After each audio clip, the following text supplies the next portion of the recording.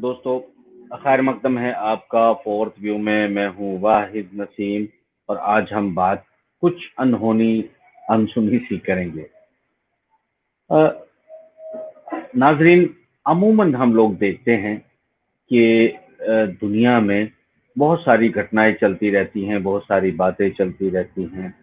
इन तमाम बातों पर अलग अलग तरह की बहस चलती रहती है, अलग अलग बातें चलती रहती हैं। आवाम कभी किसी नतीजे पर नहीं पहुंच पाती है। आज मैं आपके साथ जो बात करने वाला हूं वो है एक ऐसे संगठन के बारे में जो दुनिया पर एक अलग तरह से हुकूमत करते आया है और अब वो क्या करना चाहता है। मुझे उम्मीद है कि आपने फाइव आईज का नाम सुना होगा, पांच आंखें। तो जो फाइव आईज है, दरअसल इसको ब्रिटेन ने इसका गठन किया था।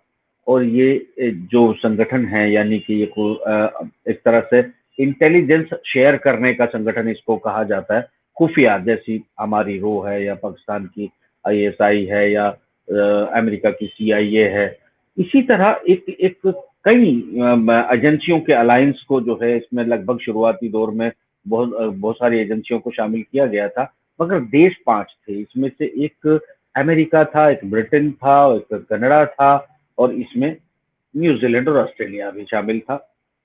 फाइव आइज को एक बार फिर ये इसकी कहानी बड़ी अजीबोगरीब है दोस्तों। अगर आप सुनेंगे तो ये 50-60 सालों तक उन देशों को भी शायद इसके बारे में बहुत ज्यादा नहीं पता चला था, कई देशों को, कि क्या हमारा ऐसा कोई मादा है कि हम हमारे पास जो भी सूचनाएं होंगी वो तुरंत हम जो है इस ग्रुप को प्रोवाइड करेंगे। यानी जो भी दुनिया में सूचनाएं हैं, जो भी काम चल रहे हैं, उन सबको शेयर किया जाएगा। फाइव आइज एक खतरनाक संगठन माना जाता है, और खतरनाक का मतलब ये भी है कि जिन देशों का है उनके लिए बेहतरीन संगठन माना जाता है। ये वो संगठन है जिसने खास इजराइल की भी इंटेलिजेंस को मतलब उसकी भी एक तरह से खुफिया जानकारियां हासिल करते रहे, उनके प्रधानमंत्री राष्ट्रपतियों को भी मॉनिटरिंग की है।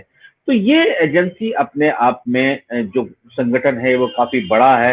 इसके इतिहास पे अभी नहीं जाएंगे, हालांकि पर्ल हार्बर के हमलों से लेकर बहुत सारी घटनाएं, बहुत सारी कहानियां इस मामले से जुड़ी हुई है फाइव आइज से।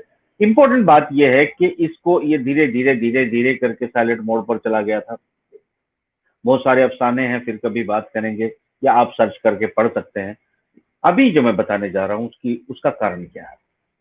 आपको जाहिर तौर पर दिखाई दे रहा है कि मैं पहले से ये बात कहता आया हूँ, जाहिर तौर पर अमेरिका लीड करते हुए नजर आ रहा है। जाहिरी तौर पर इसराइल भी काफी आगे अपने आप को शो कर रहा है कि वो दुनिया पे कंट्रोल कर रहा है, अमेरिका पे कंट्रोल कर रहा है। मगर ये बात मैं आपको इसलिए बता रहा हूँ कि उसके प्रधानमंत्रियों की भी मॉनिटरिंग होती रही है फाइव आईज के द्वारा। मोसाद और दुनिया भर की एजेंसियां आप सुनते हैं, बदनाम और बहुत सारी, कुछ नाम और कुछ बदनाम, उसे कुछ भी कह लीजिए। ये एक एजेंसी के कुछ कारनामे ऐसे हैं कि दुनिया में इधर कोई घटना घटती है या घटने वाली होती है और with in A second America के प्रेसिडेंट को पता होता है, यूके की महारानी और सिस्टम्स को पता होता है, या इस एजेंसी को पता होता है, पूरी जानकारियां होती हैं। किन किन प्रधानमंत्रियों के पास, मतलब मैं इसका ज्यादा जिक्र नहीं करना चाहता हूं कि इंदिरा गांधी के भी एक वाक्य को लेकर 1971 या उसके बाद वालों को भी लेकर जिस तरह की घटनाएं हैं कि इधर कुछ घटना होती है, उधर वो राष्ट्रपति अमेरिका के पास होती है। और ब्रिटेन के पास क्या होता है वो कभी किसी को बताते नहीं है। वो जेंटलमैन की तरह जीवन जीते हैं, शांति से जीवन जीते हैं। एक बार फिर वो एम आई, माफ कीजिएगा, आई फाइव आइज को जो है वो एक दोबारा से ताकत देने की बात की जा रही है। इसमें भारत को कनेक्ट करने की बात है, इसमें हांगकांग को कनेक्ट करने की बात है, इसमें जापान को कनेक्ट करने की बात है। ये इसमें मैंने पहले ही जो ये पांच देशों का जो उनका मुआहदा था, एक क्लब था, उस क्लब में जिस तरह से काम करते रहे, इसमें इस क्लब में नए दो तीन नाम और जुड़ने जा रहे, जाने की बात कही जा रही है और इसको और ताकत देने की बात की जा रही है। इसका मतलब क्या होता है कि देखिए दोस्तों, दुनिया भर में खुफिया एजेंसियां जिस तरीके से काम करती हैं, वहां के राजा, मैंने बताया कि इस तरह का कोई मादा था, यानी कि खुद ऑस्ट्रेलिया के जो प्रेसिडेंट रहे हैं, जो मशीनरी रही है, वो प्रधानमंत्री या राष्ट्रपति के तौर पर, उनको 40 से 50 साल तक पता नहीं चल पाया था कि इस तरह का कोई हमारा एग्रीमेंट है। तो आप समझ सकते हैं कि प्रधानमंत्री, राष्ट्रपति दुनिया के अदलते बदलते रहते हैं, पीछे की एजेंसियां काम करती रहती हैं और वो इंफॉर्मेशन शेयर होती रहती है। यानी हम जो आज प्लान कर रहे हैं वो दुनिया में किसी को नहीं पता है, या हम जो बात कह रहे हैं उसके बारे में कोई जानकारी नहीं है।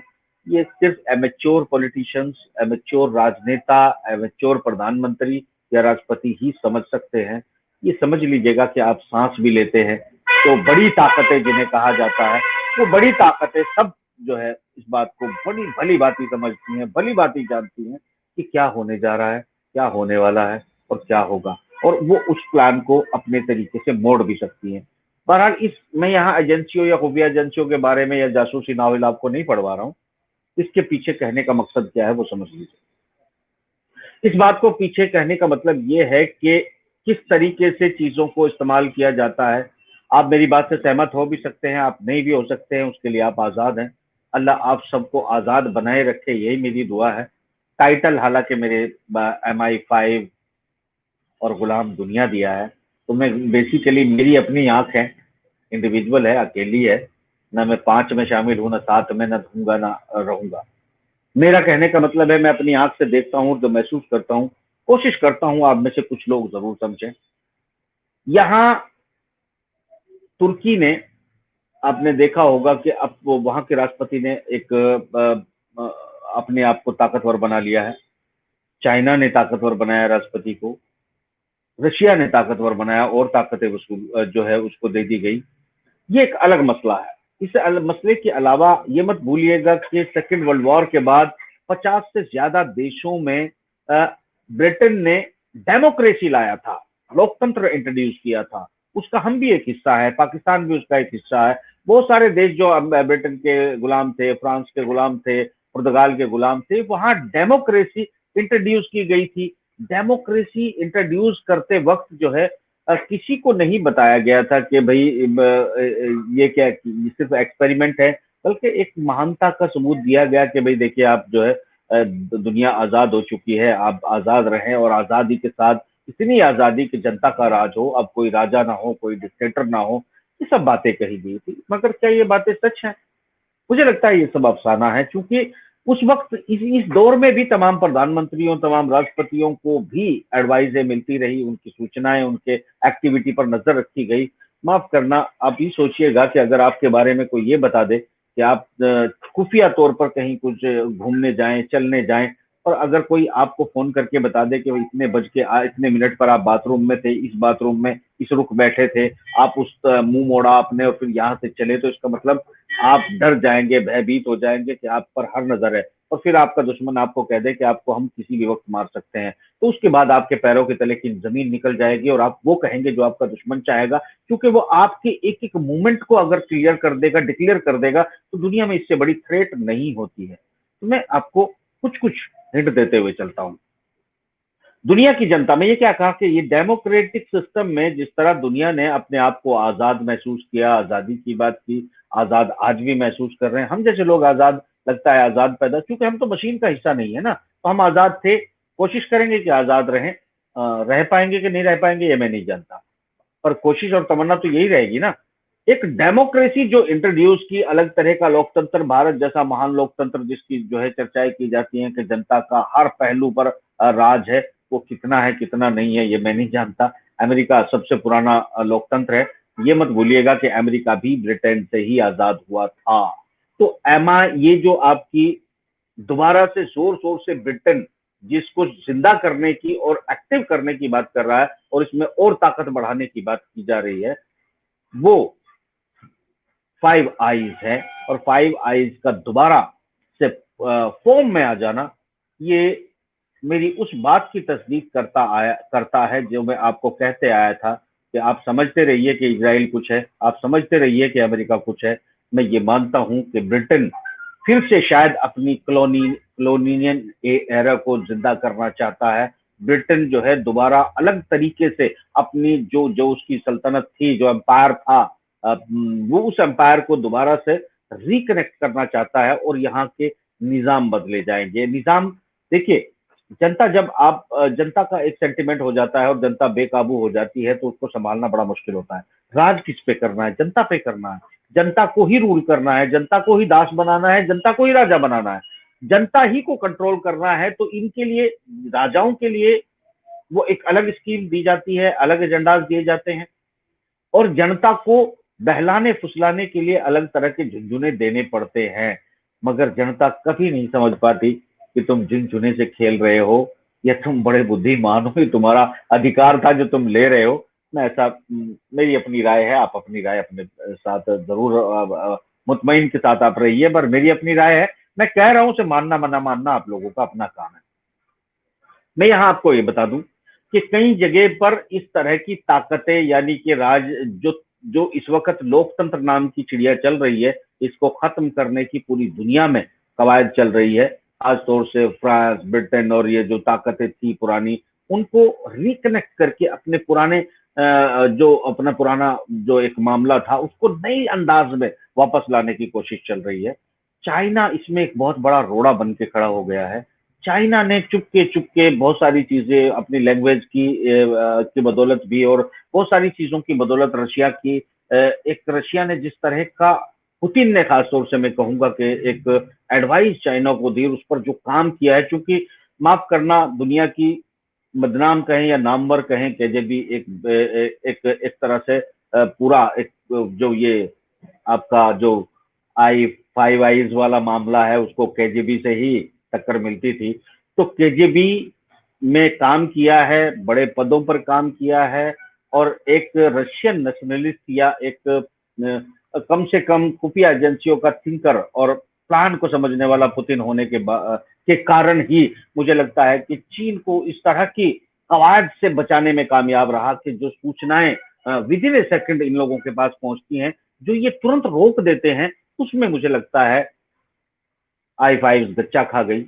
और सब आई 5 को मैं इसलिए बोल रहा हूँ, आई 5 को मैं इसलिए बोल रहा हूँ कि बाकी सब उसकी छोटी एजेंसियां हैं। हालांकि MI6 ब्रिटेन की अपनी एक अलग से एजेंसी है, वो भी इनके साथ इंटरकनेक्टेड है, मगर ये उस पर हम नहीं जाते कि एजेंसियां कौन क्या रोल करती है।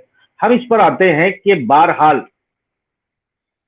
मेरा मानना है कि ब्रिटेन ने जिस तरह से हांगकांग को भी जोड़ने की बात कही है, और भारत और जापान को शामिल करने की बात कही है, टोटल फोकस इस एजेंसी यानी ब्रिटेन इसमें शामिल था कि साउथ चाइना सी में किसी तरीके से आकर अपने कब्जे को कायम किया जाए। और साउथ चाइना सी में ओशियान के जितने भी देश थे, लगभग सभी ब्रिटेन के कभी गुलाम हुआ करते थे। चाइना के हिस्सों पर भी अफीम वार के बारे में आप जानते होंगे, कुछ जापान थे, बहुत सारी कहानी पे, इतिहास पे नहीं जाते हैं, लंबा हो जाता है मामला। फिलहाल इसी पर समेटते हुए एक बात आपको कहना चाहता हूं कि देखिए, मुझे लगता है कि पाकिस्तान के अंदर इमरान जैसे लोगों को या उनको हटाकर कोई निज़ाम बदला जाएगा। उस निज़ाम में इस्लामिक निज़ाम का नाम दिया जा सकता है, मजहब के नाम पर जो है आगे बढ़ाया जा सकता है। ठीक जैसे पाकिस्तान में सदारत जो है वो निज़ाम, सदारती निज़ाम लाया जा सकता है, उसमें इस्लाम का सहारा लिया जाएगा, इस्लामिक सदारती निज़ाम। और अगर आप इसी का थोड़ा सा रिवर्स हमारे देश में आ जाए, तो यहाँ धर्म, यानी कि भले ही वो एंटी मुस्लिम सेंटीमेंट हो, भले ही मतलब मुस्लिमों के खिलाफ हो, तो यहाँ पर क्योंकि हिंदू बहुल ये देश है, तो हिंदू की भावनाओं को ही सर्वोपरि किया जाएगा। अगर पाकिस्तान में इस्लाम के नाम पर, मुसलमानों के नाम पर, इस्लामिक सदारती निज़ाम के नाम पर बदला जा सकता है, तो यहाँ पर भी हिंदू सदारती निज़ाम के नाम पर बदला जा सकता है। मगर इसी तरह की चीजें तमाम और देशों में भी आपको देखने को मिल सकती है। और एक बात मैं आपको और बता दूं कि इस तरह की बातें, इस तरह की आम बातें जो है, मैं पहले भी कह चुका हूं कि बहुत रिस्की होती हैं, बहुत गूढ़ होती हैं, बहुत खतरे होते हैं इस तरह की बातें जाहिर तौर पर करने में। फिर भी मुझे लगा कि चलो मेरे सब काम निपट गया है, अब हम भी निपट जाएं तो क्या फर्क पड़ता है। तो जनाब, मैं ये आपको ये कहना चाहता हूँ कि आप थोड़े से बेदार हो जाएं, चाहे आप हिंदू हों या मुस्लिम हों या सिख हों या ईसाई हों। आपके धर्मों को आप ही के खिलाफ इस्तेमाल किया जाता है। आप धर्म के नाम पर बहुत आसानी से इमोशनल हो जाते हो और आपसे कुछ भी करवा लिया जा सकता है। धर्मों का इस्तेमाल इन एजेंसियों ने और इन रूल करने वाली ताकतों ने बड़ा जबरदस्त किया है। बेसिकली आप, मैं बता चुका हूं कि एक अभी एक मैंने अपने सोशल मीडिया पे शेयर किया था, जो एक एक्टर अमेरिका में काम करता है, जो यहूदी है, और यहूदी उस एक्टर ने अब इस बात का एतराफ किया कि मुझे बचपन से मेरे लिए इजराइल बेटर है, धार्मिक तौर पर इजराइल और इजराइल के बातें और वहां पर ईश्वरीय दूत आने की बातें, मसीहा आने की बातें, ये सब मेरे ब्लड में भरी गई थी। मगर मैंने, और ये सबसे ज्यादा सेफ होगा और यहीं पर से हम रूल करेंगे, ये तम बातें, मगर वो वापस लौट गया और उसने खुलासा किया, बाकायदा उसने एक इंटरव्यू दिया और इंटरव्यू में ये कहा कि जैसी बातें धर्म के नाम पर इजराइल के बारे में बताई जा रही हैं वैसी बिल्कुल नहीं है। वहां एक भय का माहौल रहता है, एक डर का माहौल रहता है और चारों तरफ से घिरे हुए, दबे हुए, कब क्या हो जाए इसकी ये दहशत हर किसी के दिल में रहती है। मगर देखिए, उनको भी धर्म के नाम पर इजराइल को इकट्ठा किया गया है। मैं ये आपको बताना चाहता हूँ, कई बार पहले भी बता चुका हूँ, जिसको मानना है वो बिल्कुल उसका खैर मकदम है, जो ना माने उससे भी मेरी क्या नाराजगी, मैंने अपना काम करना है। मैं यहाँ ये बताता हूँ कि आप लोगों को मुस्लिम हो, हिंदू हो, कोई भी हो, धर्म का इस्तेमाल आप ही लोगों के खिलाफ किया जा रहा है, किया जाता रहा है। धर्म, किसी का धर्म हो, वो दूसरों के कत्ल करने की, दूसरों को मारने की परमिशन नहीं देता, लहूलुहान करने की परमिशन नहीं देता, लाशें बिछाने की परमिशन नहीं देता। और हमेशा धर्मों का इस्तेमाल इसी काम के लिए किया जाता रहा है। धर्म के नाम पे एक दूसरे से, चाहे वो क्रूसेड हो, चाहे वो उससे पहले की यहूदी ईसाई लड़ाई हो, चाहे फिर वो ईसाई मुस्लिम लड़ाई हो, ये तमाम लड़ाई, और आजकल जो है वो हिंदू मुस्लिम की जो रिवायत है वो भी, ये तो चलो एक ही देश में है, ये हो या फिर दुनिया में कहीं भी, आप अगर देखेंगे तो मसलक या धर्म और धर्म के पार्टीशन को लेकर, शाखाओं को लेकर ही कत्लेआम होते रहे हैं। तो मैं आखिरी तौर पर आपको ये समझाने की कोशिश कर रहा हूँ कि जिस धर्म की आप बात कर रहे हैं, सपोज आज सोचिए, आखिरी लफ्जों में एक बात मेरी समझ लीजिए और आप गौर से सोचिए जो मैं आपको कहने जा रहा हूं। तमाम अ, दोस्तों, एक वक्त था ये प्यारा सा हिंदुस्तान, हालांकि बंटवारा हो चुका था, पाकिस्तान बन चुका था, हिंदुस्तान था। हिंदुस्तान के तमाम मंदिरों में आज भी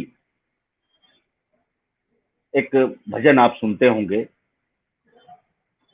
मन तड़पत हरि दर्शन को आज, मन तड़पत हरि दर्शन को आज, ये आप ये भजन सुनते होंगे। ये भजन लगभग हर मंदिर में बजाया जाता है, चाहे वो बनारस का मंदिर हो, चाहे वो मथुरा का मंदिर हो, चाहे वो हरिद्वार हो, और इवन तमाम पवित्र स्थान जितने भी हैं, इस भजन को बड़े चाव से सुना जाता है। ये आप जानते हैं इस भजन के बारे में, मैंने इस भजन का नाम क्यों लिया? मैंने नाम इसलिए लिया है कि नौशाद साहब ने इसको कंपोज किया था, जो मुसलमान थे। नौशाद साहब एक संगीतकार थे सिनेमा इंडस्ट्री के, उन्होंने इसको कंपोज किया। इसको लिखने वाले कौन थे? शकील बदायूनी साहब, वो मुसलमान थे बदायूं के। शकील बदायूनी साहब ने संस्कृत लफ्जों का इस्तेमाल करते हुए इस भजन को बाकायदगी से लिखा। नौशाद साहब ने कंपोज किया और गाने के लिए किसे बुलाया? मोहम्मद रफी साहब, यानी वो भी मुसलमान है। इसको लिखने वाला मुसलमान था, इसको कंपोज करने वाला मुसलमान था, इसको गाने वाला मुसलमान था। और जब नौशाद साहब ने रफी साहब को कहा कि देखिए, आप जब कल आएंगे, पहली बात उनके लिए जो है बनारस से दो पंडितों को बुलवाया गया, संस्कृत के डिक्शन को ठीक करवाया गया, काफी रिहर्सल करवाया गया, और जो एक धार्मिक तौर पर जो कुछ बहरे हैं, धुने हैं, उनको उनके तोड़ और उनको तरीकों को समझाया गया। रफी साहब ने काफी कोशिश की कि वो पंजाबी उर्दू तो बहुत अच्छी जानते थे, मतलब उनकी मदर टंग थी, मगर संस्कृत में बहुत अच्छा उनका हाथ नहीं था, तो उन्होंने उसकी प्रैक्टिस की। और जिस दिन इस गाने की रिकॉर्डिंग होनी थी तो नौशाद साहब कहते हैं कि आप पूरी तरह जो है नहा धोकर, यानी कि जिस तरह स्नान किया जाता है, स्नान करके आए, और स्नान करके आने के बाद जो है इसे गाएं और दिल से आप डूब जाएं, और डूबने के बाद जैसे प्रार्थना की जाती है आप वो फील करके गाएं। उन्होंने इतनी मेहनत की, तीनों मुसलमान थे, उन तीनों मुसलमानों ने मेहनत की, तमाम हिंदुस्तान के हर मंदिर, हर घर में बजने वाला भजन। क्या ये हिंदुस्तान आप खोज के लाओगे? आज ऐसे हिंदुस्तान को क्या बना दिया है आप जानते हो? इसमें तुम्हारे धर्मों का इस्तेमाल किया जा रहा है। मैं ऐसे लोगों के लिए मैं आपको ये याद दिला रहा हूँ, शायद नई जनरेशन को शायद नहीं पता होगा ये कहानी, इसलिए समझा रहा हूँ कि ये वो हिंदुस्तान था जहां हम सब मिलजुल के रहते थे। ये वो प्यारा सा हिंदुस्तान था जहां हम सब लोगों को पता ही नहीं था कि अगर मुझे काम, देखिए मैंने खुद जो है मैं निर्देशन करता था, तो मैं पंजाब गया, पंजाब में मैंने एक प्रोग्राम बनाया, तंदा मोहदिया, मोहदिया तंदा मतलब प्यार के धागे। तो इस टाइटल से वो काफी पंजाब के लोगों ने बहुत पसंद किया था, एक इमोशनल स्टोरी थी। मैंने महसूस किया कि मैं जब गुरुद्वारे में जाऊं तो बेसिकली समझने की कोशिश करूं कि जो हम जो सेवा करते हैं, उस यानी लोगों की जुतियां लेते हैं, उनको पॉलिश भी करते हैं, उनको पहनाते हैं, उसका मतलब क्या होता है, उसकी मीनिंग क्या है, उसको डीप समझा, एक एक इमोशन को समझा। गोल्डन टेम्पल यानी हरमिंदर साहब में जाकर एक एक रिचुअल को समझा, और मैंने डीप डूब कर उसमें उस्ताद अहमद हुसैन, मोहम्मद हुसैन साहब राजस्थान घराना से उसमें गीत गवाए।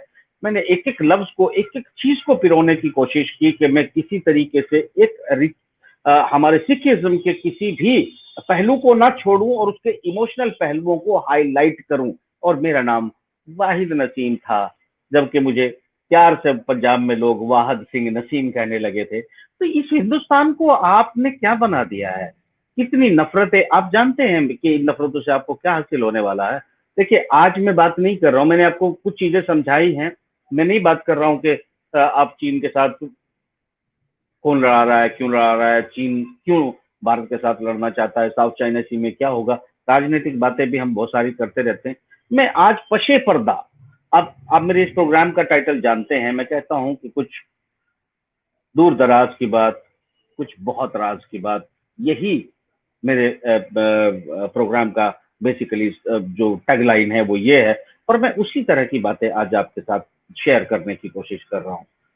आप लोग चाहे वो पाकिस्तानी मुझे सुन रहे हो तो ध्यान रखना, तुमको इस्लाम के नाम पर बेहद बेवकूफ बनाने की तैयारियां चल रही हैं। इस्लामिक निजाम की तारीफें होंगी, डेमोक्रेसी जो है वो आपके हाथ से चली जाएगी, और डेमोक्रेसी के नाम पर जो कुछ खेल होगा। देखिए, पहले भी जो आपकी फौजें बदलती रही है, पाकिस्तानियों से मुखातिब हूँ कि आप समझिएगा कि आप कभी भी आता था, जब आपके कोई काम कर रहा होता था, अचानक फौजी सरबराह आता था, आपके जो प्रधानमंत्री या राष्ट्रपति को उतारता था और खुद निजाम चलाता था।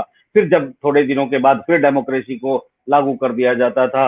ये तमाशा आपके साथ जब से आजाद हुए तब से आज तक चलता रहा। आपको समझ में आया कि डिक्टेटर क्यों आया, फौज क्यों आई, फौज क्यों चली गई, नवाज शरीफ क्यों आया, क्यों उसको हटा दिया गया, क्यों वो जेल में चला गया। ये मेरी पुरानी जो अभी थी प्रोग्राम में मैंने बोला है, उन सब बातों को आप समझिए और इस प्रोग्राम के टाइटल के मायने समझ लीजिए कि मैं क्या आपको कहना चाहता हूं। दुनिया बदल रही है, यही न्यू वर्ल्ड ऑर्डर की कमान है। अलग अलग तरह से अलग अलग इंटरप्रिटेशन आप सुनने को मिल रहे होंगे। अलबत्ता हमें देखना यह है कि एक तरफ पूरी तरह से मैं मानता हूं कि पुतिन और शी जिनपिंग खड़े हैं, दोनों खड़े हैं, दोनों बहुत ताकतवर है। मैं समझता हूं कि बहुत चुप, खामोश, साइलेंट हैं, जिसकी वजह से यहाँ मैं ये देख पा रहा हूं कि ये फाइव आइज नाम का संगठन ताकत और जुटाना चाहता है, नेक खेल खेलना चाहता है, मगर इनको ग्रिप करने और ट्रैप करने में नाकामयाब रहा है। और आगे आने वाले दिनों में ये जरूर मैं देख पा रहा हूं कि ब्रिटेन अपने एरा को रिवाइज करने की कोशिश कर रहा है। उसी की कवायद में ब्रिक्स है, उसी में हवाई जो चाइना कंपनी है उसको बैन किया गया है। आज भी कुछ बयानात चाइना की तरफ से आए हैं कि शीत कूल कोल्ड वार की तरह जो है वो कुछ नेताओं के दिमाग ब्रिटेन में है। तो अभी बहुत उथल पथल होना बाकी है। आप ये मत समझिएगा कि आपकी कोई झड़प शुरू हुई किसी सीमा पे, कहीं पे लद्दाख में, गलवान में, साउथ चाइना सी में पाकिस्तान के साथ, या और तुर्की की जो है झड़पें वो ग्रीक के साथ शुरू हो जाए, और वो ऐसा भी हो सकता है कि तुर्की बहुत जल्दी वो घेर ले इजराइल को और एक मानसिक दबाव बनाए।